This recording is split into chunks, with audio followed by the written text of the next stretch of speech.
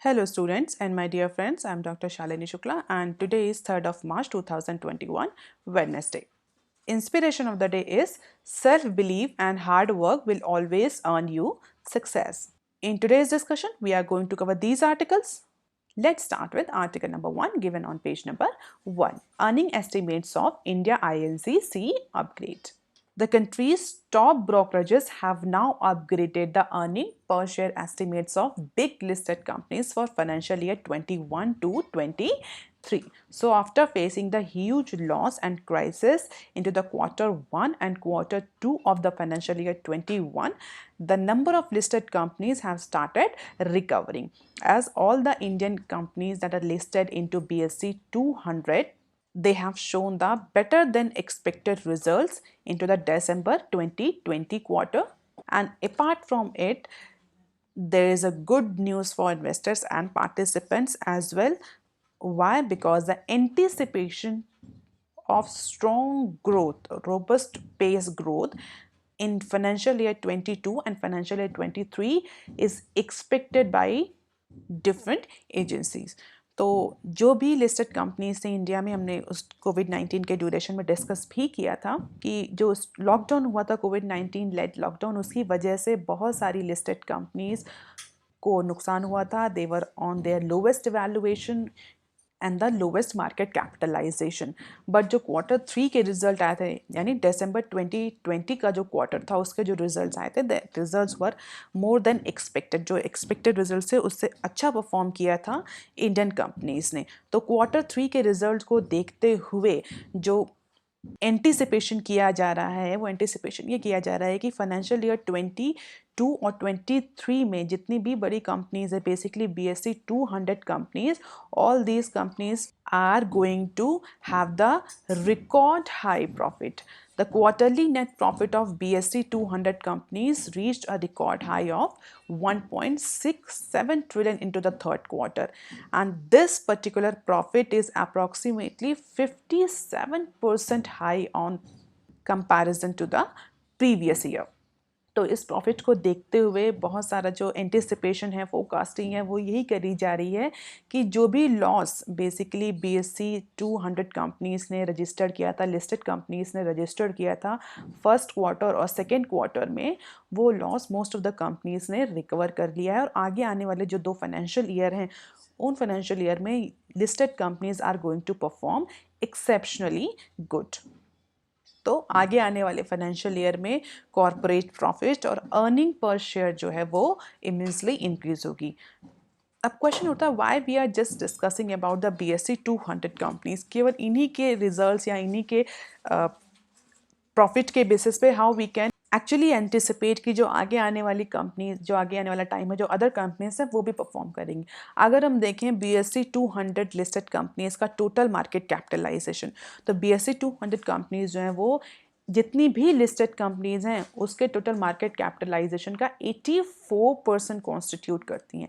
It means 84% of total market capitalisation of all listed companies is actually constituted by BSE 200 companies. So definitely BSE 200 companies are very important, and number of the listed companies, important companies, are covered under this BSE 200 indexes. तो इन्हीं के results को देखते हुए, इन्हीं की growth pace को देखते हुए ऐसा एंटिसिपेट किया जा रहा है कि आगे आने वाले फाइनेंशियल ईयर्स में Indian INCs are going to perform well. And whatever loss they have faced because of COVID-19 has already been recovered. And this is the graph. We can see that quarterly earnings at a new high, and this is the number of firms that actually grow in terms of year on year net sale growth. तो जैसा कि हम देख सकते हैं financial year 17 से लेकर के 2020 तक का डेटा दिया गया है, और डेफिनेटली जून में जो सेल ग्रोथ थी वो सबसे लोवेस्ट थी, but companies have started recovering and picking up the sale, and now December 2020 तक अप्रॉक्सीमेटली हमें कह सकते हैं प्री कोविड के लेवल तक कंपनीज आ चुकी हैं, या उससे भी ज़्यादा अच्छा उन्होंने परफॉर्म किया है. And this is the graph about net profit. This blue line indicates the net profit, and this orange line is year on year basis growth. तो जैसा कि हम देख सकते हैं दिसंबर 2020 में ह्यूज जंप देखने को मिल रहा, शार्प इंक्रीज देखने को मिल रहा है। तो companies are now recovering from the pandemic, और जितना भी डेटा जो मंडे को पब्लिश हुआ है उस डेटा के अकॉर्डिंग भी इकोनॉमी रिकवरी के पाथ पर आगे बढ़ चुकी है। अब देख लेते हैं article number 2 given on page number 5। 2 more consortium may enter NUE फ्रे।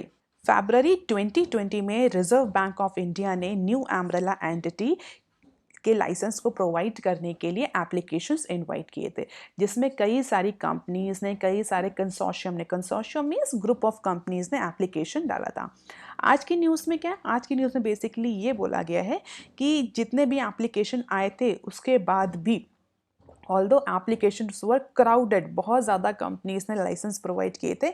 कुछ कंपनीज जो कि जिनके पास टेक्नोलॉजी नहीं थी, जिनके पास पेड अप कैपिटल नहीं था, उन्होंने कंसोर्शियम में ग्रुपिंग बना करके एप्लीकेशन फाइल किए थे। अभी रिसेंटली 2 और consortium, financial software and system and FIS, ये 2 कंसोर्शियम भी कंटिन्यूअस टॉक में with their partners in order to apply for new umbrella entity licence. तो 2 और कंसोर्शियम ने ऐसा एंटिसिपेट किया जा रहा है कि ये FSS और FIS 2 और कंसोर्शियम न्यू अम्ब्रेला एंटिटी के लिए लाइसेंस डालेंगे, जिससे कि जो टोटल नंबर है दैट कन्वर्टेड इनटू 6। तो 6 कंसोर्शियम ऐसे हैं जो कि अभी आगे आने वाले टाइम तक हो जाएंगे 6 नंबर, जो कि न्यू अम्ब्रेला एंटिटी लाइसेंस के लिए फाइट करेंगे। अब इस न्यूज़ को समझने के लिए हमें ये समझना ज़रूरी है basically new umbrella entity licence क्या है and why RBI has actually invited companies to establish new umbrella entity.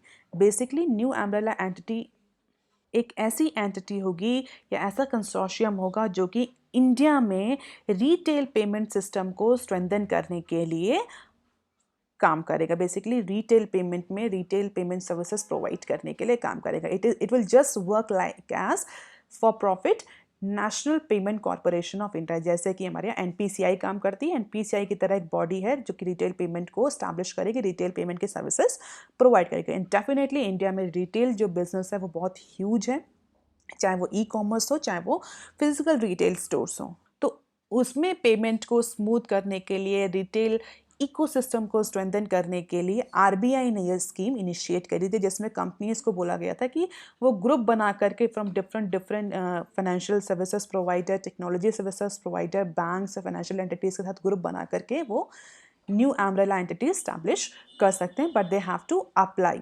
इसके लिए RBI ने कुछ टर्म्स एंड कंडीशंस रखी थी। जाहिर सी बात है कोई भी कंपनी या कोई भी इन्वेस्टर या कोई भी ब्रोकर जो है वो या प्रमोटर जो है वो ऐसे ही अप्लाई नहीं कर सकता। There are certain terms and condition because payment system, payment या फाइनेंस या banking is very vulnerable section, तो वहाँ पर सभी तरह की कंपनीज को एंट्री नहीं दी जा सकती। तो RBI has invited application for new umbrella entities. In short, we call them NUE, and RBI wants to grant a license to NUEs to empower the retail payment system in the country. So this is about new umbrella entity. अब question उठता है कौन सी companies, कैसी companies, कौन से promoters या group of companies या investors इस न्यू अम्ब्रेला एंटिटी के लिए अप्लाई कर सकते हैं। तो अगर कुछ की टर्म्स की बात करें तो any entity operating into payment space for the last 3 years, ऐसी कोई कंपनी जो कि किसी भी पेमेंट सिस्टम में, पेमेंट स्पेस में लास्ट 3 ईयर्स से काम कर रही है या उसके पास लास्ट 3 ईयर का एक्सपीरियंस है, that company is eligible for application of applying NUE license. Second condition, the requirement of the paid up capital is ₹500 crore. तो जो भी कंपनी या ग्रुप ऑफ कंपनी अप्लाई कर रही है उनके पास मिनिमम 500 करोड़ का पेड अप कैपिटल होना चाहिए। And also any entity that is holding more than 25% of paid up capital of the NU shall be deemed to be as a promoter. और ऐसा नहीं कि सिर्फ इंडियन कंपनीज या इंडियन ग्रुप ऑफ कंपनीज ही apply कर सकती हैं, फॉरेन कंपनीज या foreign investors can also apply for this new umbrella entity licence provided that he or she should comply with FDI policy and guidelines of Government of India and should also follow the DIP and FEMA policies. And apart from all these terms and conditions, all the applicant needs to follow the corporate governance norms and should take RBI approval for the appointment of board of directors. So it means RBI tightly regulate करेगी इन new umbrella entities को, और जो भी investor या promoter या group of company apply करें they should have the good reputation. RBI ने बहुत स्पेसिफिकली मेंशन किया है that RBI will grant license to only those entities, only those promoter who have the good track of record in terms of financial integrity, good reputation, character and honesty. क्योंकि retail payment system जो है वो India में बहुत develop है. India का retail is very huge.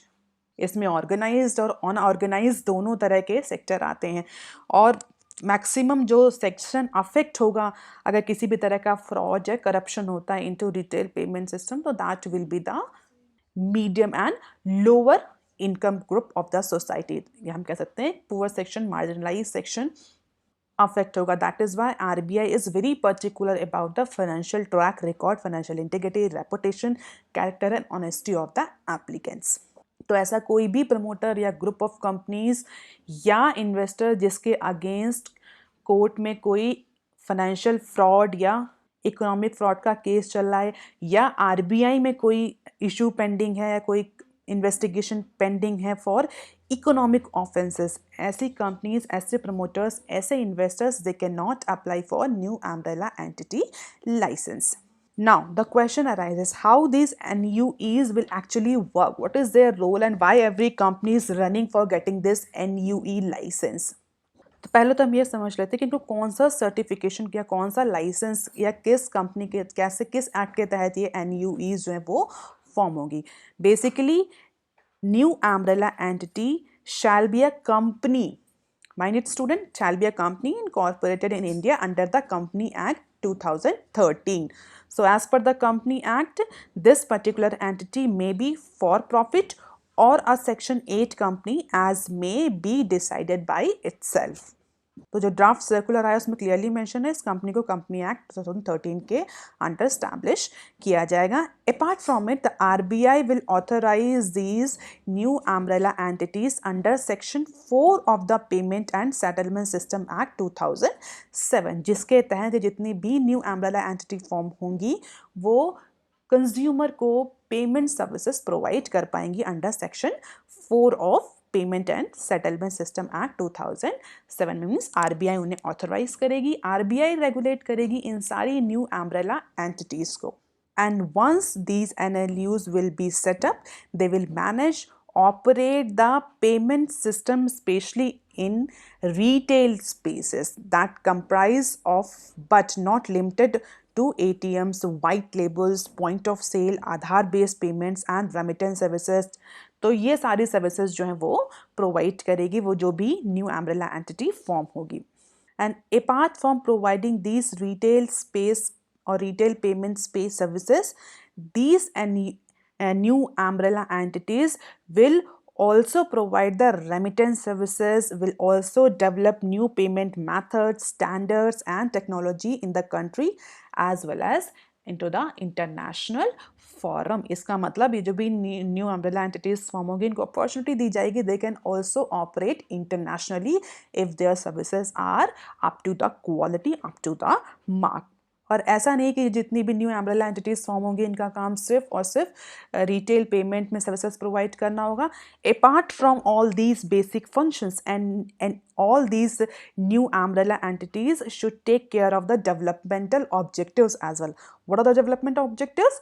Enhance the awareness about the payment system, digital transaction, digital payment system into the society so that people will use more and more digital payments and electronic transaction systems. So all these new umbrella entities will operate in clearing and settlement system, identifying and managing the relevant risks such as settlement, credit, liquidity, operationals and preserve the integrity of the system. So apart from providing the services, apart from providing the payment services, all these new umbrella entities will work or can carry any other business as suitable to further strengthen the retail payment ecosystem into the economy और into the country. तो इन पे बहुत ज़्यादा responsibility होगी, बहुत ज़्यादा functions इनको perform करने होंगे। और one more important thing, all these companies will be authorized and regulated by RBI. And definitely by seeing the size of the Indian retail industry, this particular business, this particular license is very profitable for companies. और जैसे ही RBI ने application invite किया तो बहुत ज़्यादा application RBI को मिले, कई सारे जो बड़ी बड़ी फाइनेंशियल सर्विसेज प्रोवाइडर कंपनीज थी, टेक्नोलॉजी कंपनीज थी, सॉफ्टवेयर कंपनीज थी, उन्होंने इंडिया में बैंक से, NBFC से कोलैबोरेट किया in order to submit the application under this new umbrella entity licence. और अभी अभी रिसेंटली दो और कंसोर्शियम ने, कौन सा कंसोर्शियम? फाइनेंशियल सॉफ्टवेयर सिस्टम, जिसके definitely we all know about this FSS. It is a leading provider of the payment products and processor, and it is partnering with Indian Bank, Central Bank of India, India Post Payment Bank, NABARD, इन सब के साथ collaborate करके consortium बना करके this new umbrella entity के लिए apply कर रहे हैं। Apart from FSS, new other entity that is FIS, ऐसा कंसोर्शियम बना है जो कि बेसिकली FIS लीड करेगा। FIS is also a leading service provider, technology solution provider for merchants and banks. इसका भी collaboration है from different capital markets, from different banks, just like Punjab National Bank, Union Bank, इन सब के साथ मिल करके they will actually submit their another application. Although ये दोनों ही कंसोर्शियम अभी नेगोशिएशन की स्टेज पर हैं, अभी इन्होंने एप्लीकेशन सबमिट नहीं किया है। They are actually discussing with their partners, with their potential partners, how to submit and what are the terms and condition. तो अगर ये दोनों एप्लीकेशन फाइल कर देते हैं दोनों ही कंसोर्शियम, तो टोटल नंबर जो हो जाएगा, जो एप्लीकेशन रिसीव हुए हैं RBI का, वो 6 हो जाएंगे। तो इस तरह की national payment corporation of India की जैसी एक बॉडी स्टैब्लिश हो गया, that will actually work for the retail payment space into India. Although all these discussions are preliminary discussions and have not taken any final shape as the RBI has deferred the deadline. And all these are the terms and conditions. And apart from these two consortium, Amazon, Axis Bank, ICICI, Visa, Tata Sons, HDFC, Bank, Kotak Mahindra, ये हम और consortium भी देख सकते हैं। In apart from FSS and FIS consortium, Reliance Jio, Paytm, Tata Sons and Amazon led 4 और consortium है जिन्होंने न्यू अम्ब्रेला एंटिटी के लिए लाइसेंस के लिए एप्लीकेशन किया है। अब देख लेते हैं article number 3 given on page number 5, RBI restricting banks from raising stake in insurance firms. RBI wants banks to limit their ownership stake into the capital intensive insurance companies at a maximum 20%. अभी जो permit stake है approximately 40% तक banks जो हैं वो insurance companies में अपना stake raise कर सकते हैं। बट RBI ने जितने भी बैंक्स हैं, नेशनलाइज बैंक्स हैं, इनको डायरेक्ट किया है कि 20% से ज़्यादा का एक्सपोजर ना रखा जाए। So RBI rules allow banks to hold up to 50% stake in insurance, and on a selective basis equity holdings can be higher but must eventually be brought within the certain period। तो 40 to 50 का कुछ conditions के साथ allow है banks को insurance company में stake रखने का, बट फिलहाल के लिए RBI ने बैंक्स को कॉशियस किया, कमर्शियल बैंक्स को, नेशनलाइज्ड बैंकों को, that should not be more than 20%।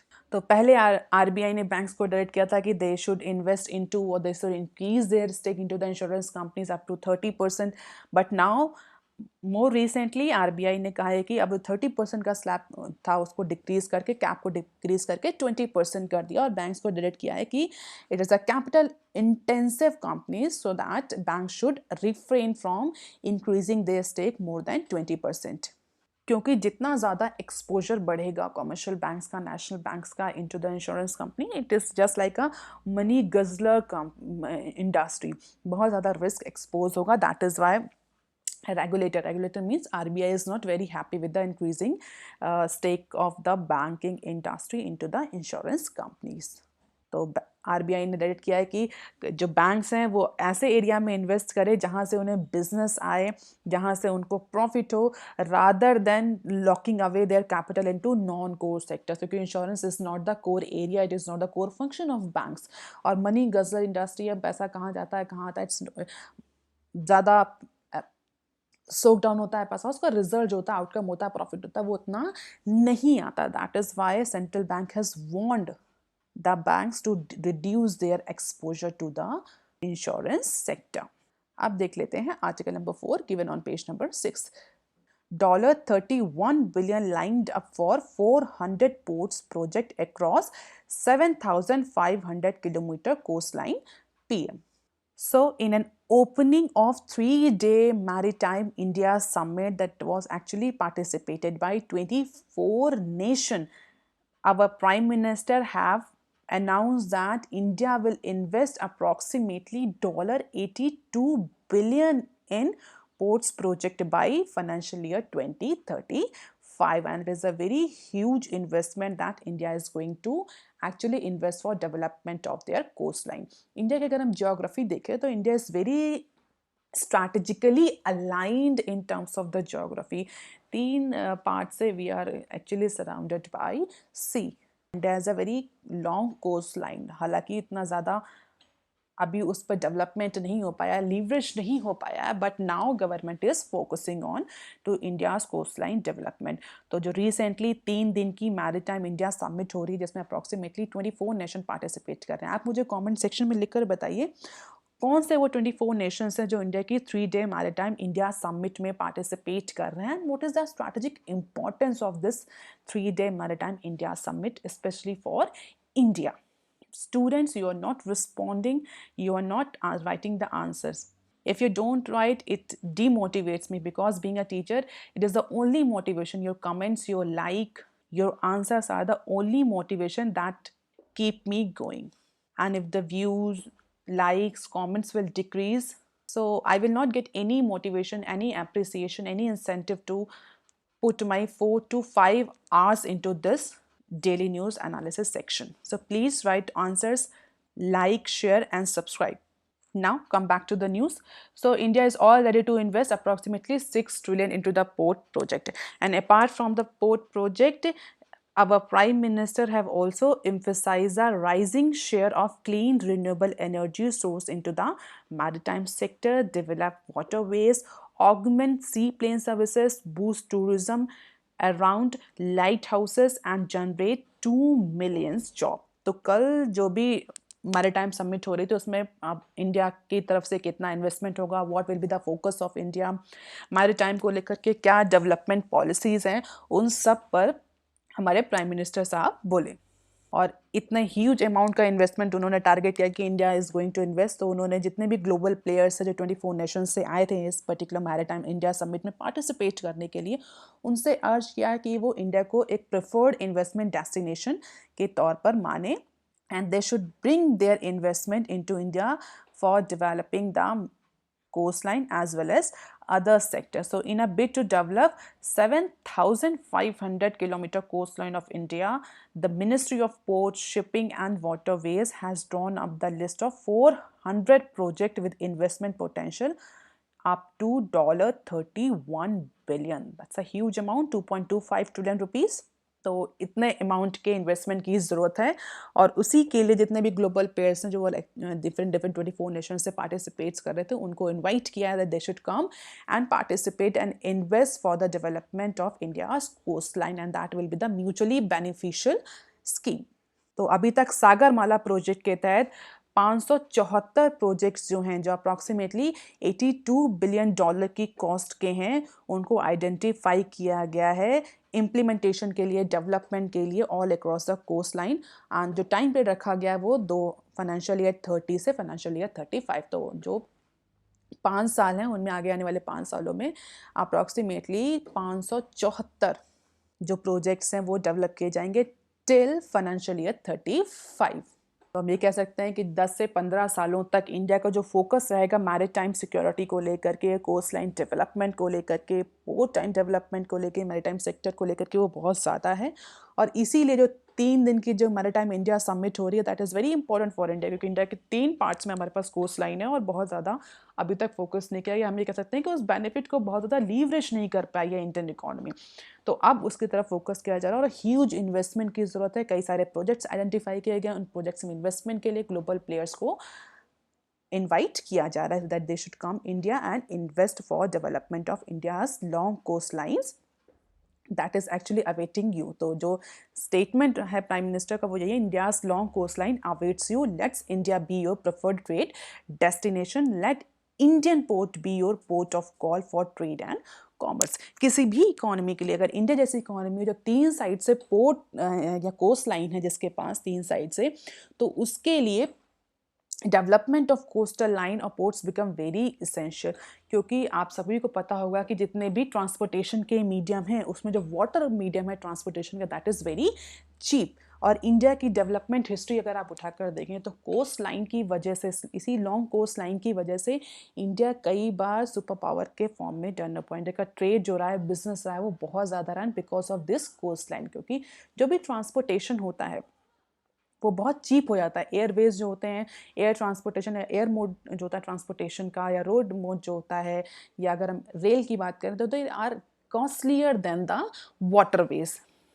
So economy को बूस्ट करने के लिए, बिजनेस को बूस्ट करने के लिए, ट्रेड को बूस्ट करने के लिए अगर इंडिया अपने कोस्ट लाइन को यूज़ करना चाहता तो definitely coast line should be properly develop. Develop means proper ports होने चाहिए, कार्गो लोडिंग डीलोडिंग की प्रॉपर फैसिलिटी होनी चाहिए, एडमिनिस्ट्रेटिव हर्डल्स रिड्यूस होने चाहिए, प्रॉपर ट्रांसपोर्टेशन रूट होना चाहिए, रोड से लिंकेज होने चाहिए पोर्ट्स की, रेल से लिंकेज होनी चाहिए पोर्ट्स की। इवन अगर आप देखें जो ब्रिटिशर्स इंडिया आए थे उन्होंने भी पोर्ट्स को बहुत ज़्यादा यूज़ किया था, सबसे पहले पोर्ट्स को ही कैप्चर करते हुए वो इंडिया आए थे। और बाद में जो उन्होंने रेल का ट्रांसपोर्टेशन, रेल ट्रांसपोर्ट डेवलप किया था, that all just to link with the different different ports. और आगे हिस्ट्री में, इंडिया की इंडिपेंडेंस हिस्ट्री में इसी रेल ट्रांसपोर्ट्स ने और पोर्ट डेवलपमेंट ने ही बहुत इंपॉर्टेंट रोल प्ले किया गया था। Those who are the student of history may be aware about this development. So the capacity of major ports has increased to 1550 million tons from 870 million ton in 2014, and current government is all keen to develop and invite the investment for India's long coast line development. और इसी के लिए जो 3 दिन की maritime summit हुई थी उसमें हमारे प्राइम मिनिस्टर ने डिफरेंट नेशन से ग्लोबल इन्वेस्टर्स को इनवाइट किया है। And Modi has also emphasized the development of different major ports and also said that Indian ports have reduced waiting time from inbound and outbound cargo, and India is very serious about growing into the maritime sector and emerging as a leading blue economy of the world. Blue economy मतलब से जो fisheries होती हैं उनको basically blue economy, fisheries, transportation, जो shell gas, तो all comes under the blue economy. तो यहाँ पर एक टर्म यूज हुआ दैट इज मेजर पोर्ट्स। तो आप मुझे कमेंट सेक्शन में लिखकर ज़रूर बताइएगा कि इंडिया के पास कितने मेजर पोर्ट्स हैं, how many major ports India have. अब देख लेते हैं some other news clips. Half of the spectrum sold goes to Jio at ₹57K crore. जैसा कि कल हमने डिस्कस किया था, Jio, Reliance Jio has emerge as the highest bidder and was the active participant. तो कल तक जितना भी स्पेक्ट्रम एलोकेट हुआ है, सोल्ड हुआ है, उसमें जियो, उसका आधा स्पेक्ट्रम तो सिर्फ जियो के पास गया। तो Reliance Jio has emerge the highest bidder into 4G spectrum auction which concluded on Tuesday in just 6 round. So finally Tuesday को कंक्लूड हो गया, 6 राउंड हुए ऑक्शन के, जिसमें जो जितना भी स्पेक्ट्रम सेल हुआ है वो आधा का आधा जियो के पास गया है। तो अगर हम बात करें, जो जियो ने अप्रॉक्सीमेटली 47,000 करोड़ इन्वेस्ट किए, एयरटेल ने 18,000 करोड़ और Vodafone 1,993 crore. So the center would get approximately 77,000 crore from the 2-day auction. This is one of the shortest auction in a decades. While the amount has exceeded the government expectation, the total mop-up is far below than 3.92 trillion worth of airwaves put up for the sale. तो हालांकि जो total anticipate किया था revenue collection उससे कई ज़्यादा नीचे रहा, लेकिन जो 1 डे का ऑक्शन था उससे अप्रॉक्सीमेटली 77,000 करोड़ का इन्वेस्टमेंट 2 डे के ऑक्शन में रेज किया गवर्नमेंट ऑफ इंडिया ने, and Jio was the active participant and the major participant. आप देख लेते हैं next article. India to Tesla will offer lower cost than China. So India is ready to offer incentive to ensure Tesla's cost of production would be less than in China if the car maker commits to making it electric vehicle into the country. हमारे जो minister हैं, transport minister, उन्होंने भी Tesla को बोला है कि वो टेस्ला को चाइना से ज़्यादा SOP ऑफर करेंगे अगर टेस्ला इंडिया में आकर के इलेक्ट्रिक व्हीकल का प्रोडक्शन करता है तो कहीं ना कहीं इंडिया टेस्ला को अट्रैक्ट कर रहा है कि इंडिया को, अगर टेस्ला इंडिया में आता है तो उसको बहुत ज़्यादा इंसेंटिव मिलेंगे, बहुत ज़्यादा एसओपीज मिलेंगे, जो टोटल कॉस्ट ऑफ प्रोडक्शन आएगी टेस्ला की इंडिया में वो चाइना के कंपैरिजन में बहुत ज़्यादा कम होगी.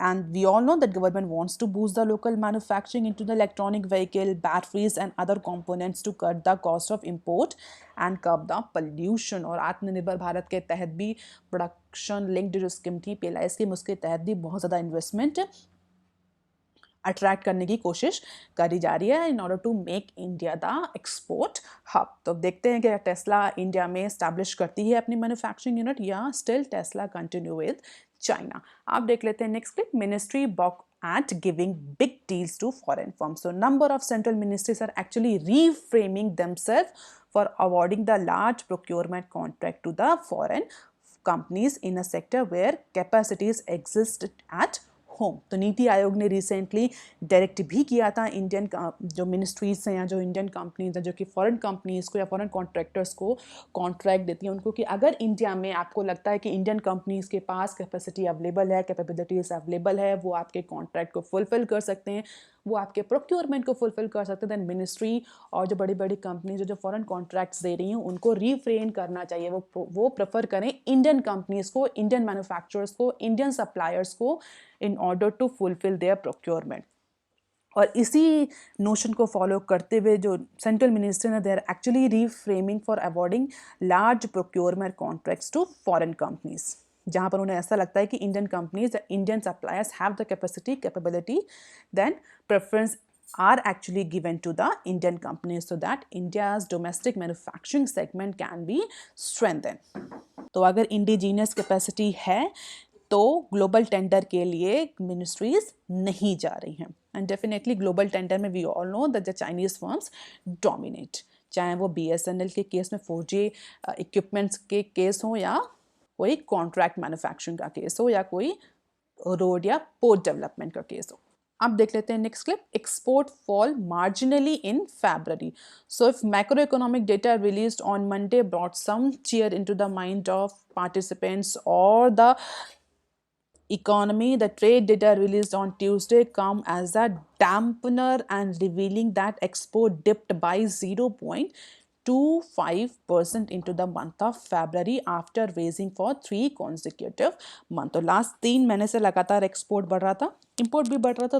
तो ये एक अच्छा डेटा था जो रिफ्लेक्ट हो रहा था इकोनॉमी से कि चलो एक्सपोर्ट इंपोर्ट बढ़ रहा है, इट मीन्स इकोनॉमी रिकवर कर रही है, इकोनॉमी में डिमांड हो रही है, इंटरमीडिएट गुड्स का एक्सपोर्ट हो रहा है, इंपोर्ट हो रहा है, सब बढ़िया चल रहा था. बट रिसेंटली जो फरवरी का डेटा आया है उस डेटा ने ये रिवील किया है कि अप्रॉक्सीमेटली 0.2% का फॉल देखा गया है in terms of export. And exporters attributed the decline to the shortage of container and supply disruption because of the increasing COVID-19 cases into the some states back home. तो जो 5-6 states में Covid के cases बढ़ रहे हैं अगर आप देखें तो they are the actually major states. वहाँ पर कोविड के केसेस की वजह से कंटेनर और सप्लाई शॉर्टेज हो रहा है जिसकी वजह से जो एक्सपोर्टर्स हैं they are not actually able to supply और एक्सपोर्ट प्रॉपरली. तो इसकी वजह से ट्रेड डाउन हो रहा है, ऐसा एक्सपोर्टर्स का कहना है. But if export is decreasing, COVID-19 cases are increasing, it is a clear indication for experts, strategists, policy makers to now just take action before it's too late. So that's all for today, students. If you have any query and suggestion, please write on comment section below. If you want lecture PDF, you can join my Telegram channel. You can also follow me on Twitter, ResearchGate and on Facebook. Do like, share and subscribe. Thank you.